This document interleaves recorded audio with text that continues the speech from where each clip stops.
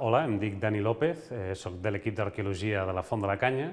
Ens trobem al Déu Vinífera, una exposició centrada en l'origen i l'arribada del vi a casa nostra.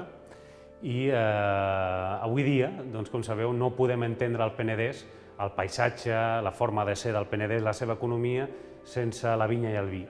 Quan va arribar la vinya i el vi a casa nostra? Doncs, si visiteu la Font de la Canya i el Déu Vinífera, podreu conèixer aquests orígens.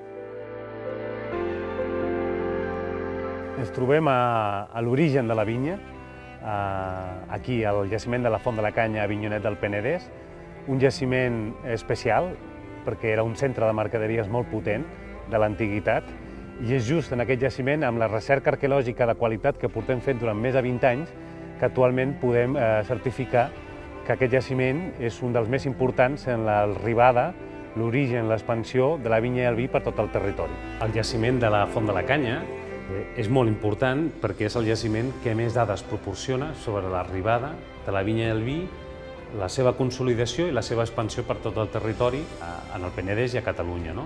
Actualment el jaciment té una extensió de 2 hectàrees i mitja. Penso que la Font de la Canya no és una fortificació, perquè tothom ens entengui, seria com una mena de Mercabarna, vull dir, un centre receptor i redistribuïdor de mercaderies que permeten el funcionament d'una societat. Per tant, jaciments com aquests tenien a nivell econòmic una funció molt important més enllà que la conservació d'aliments i la seva redistribució.